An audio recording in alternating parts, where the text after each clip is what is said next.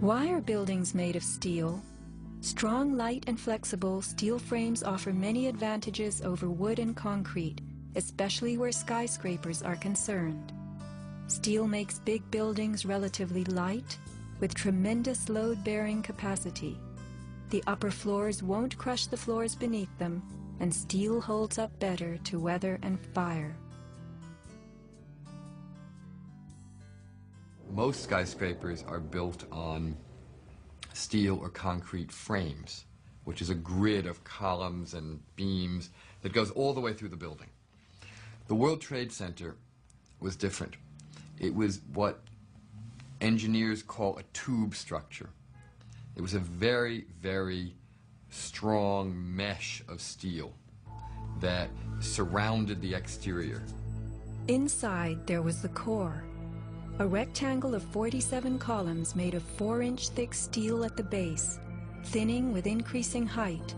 The cores combined might with ingenuity, anchoring the towers and allowing them to flex. Look at the size of this steel. Solid, prefabricated floor assemblies, welded metal floor pans placed on top of trusses both welded and bolted to the vertical frames.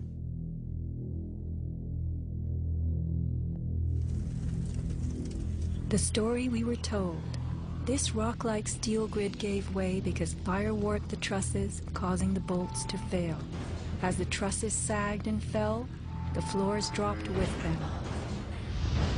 In its 2002 documentary, Why the Towers Fell, PBS creates a video model. Once the trusses fail, the floors they were holding cascade down with a force too great to be withstood. The result is what's called a progressive collapse, as each floor pancakes down onto the one below. What remains standing? The tall, indestructible core. Why does PBS fail to explain the complete disappearance of the Twin Towers cores?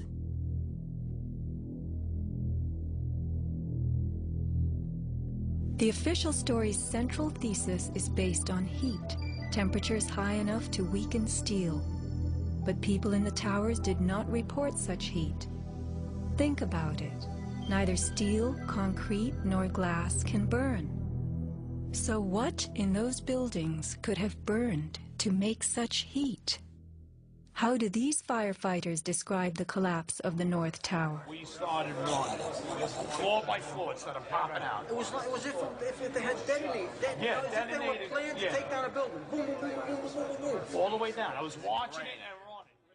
And others give similar descriptions. At 10:30, I tried to leave the building, but as soon as I got outside, I heard a second explosion and another rumble and more smoke and more dust. And then a fire marshal came in and said we had to leave because if there was a third explosion, this building might not last. Like, it sounded like gunfire, you know, bang, bang, bang, bang, bang, and then all of a sudden, 3 big explosions. Started walking down the stairs. We made it to the 8th floor. Big explosion. Blew us back into the 8th floor. Do you know if it was an explosion or if it was a building collapse? To me, it sounded like an explosion, but it was a huge explosion. Chief Albert Turry told me that he was here after the events that took place this morning. He tried to get his men out as quickly as he could, but he said that there was another explosion which took place, and then an hour after there was another explosion in one of the towers here. So according to his theory, he thinks that there were actually devices that were planted in the building. Reports of bombs in the buildings, explosions. A CBS reporter to Dan Rather. But I was coming toward the World Trade Center looking for CBS crews and asked a firefighter if he saw any. All of a sudden, there was a roll, an explosion, and we could see coming at us a ball of flame stories high. Listen to the sound of a large explosion right before the South Tower begins to fall. This is as close as we can get to the base of the World Trade Center. You can see the firemen assembled here, the police officers, everybody.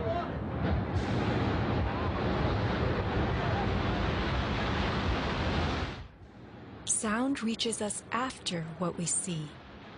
If the boom we just heard was the sound of the building collapsing, it would follow the collapse.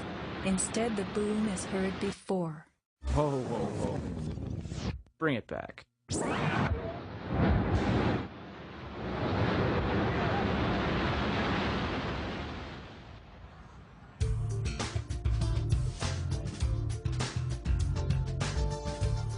Let's consider the characteristics of steel. Steel is an alloy of iron containing added carbon for flexibility, workability, and strength. In the days of old, blacksmiths heated iron till it was red and pounded it for hours to form it. Horseshoes, knife blades, and plowshares were typical creations. Steel was introduced in the mid-1800s, and by the end of the century, with the advent of the blast furnace, found widespread commercial use. A blast furnace is known as a controlled environment. High temperatures are reached as oxygen is pumped into a closed space. How and when does steel melt? Steel melts at temperatures of 2750 degrees Fahrenheit and above, attained only in a blast furnace or when a powerful incendiary such as thermite is used. Steel or any substance that is burned will never become hotter than the temperature of the fire or heat applied to it. An open-air hydrocarbon fire reaches a maximal temperature of some 1200 degrees Fahrenheit in a dirty or uncontrolled burn, characterized by red-orange flames. Red-orange flames are what we saw on September 11th. Even the fireball caused by the plane strike was red-orange.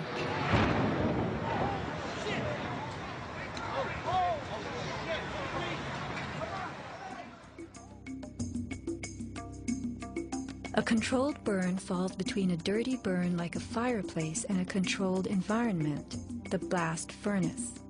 A controlled burn employs a regulated mix of air and fuel, an example being your gas stove or the engine in your car. You can fire up your gas stove all day long, making soup, roasting a duck, or simmering a stew. Made of steel, your stove will not melt, and nor will your pots and pans.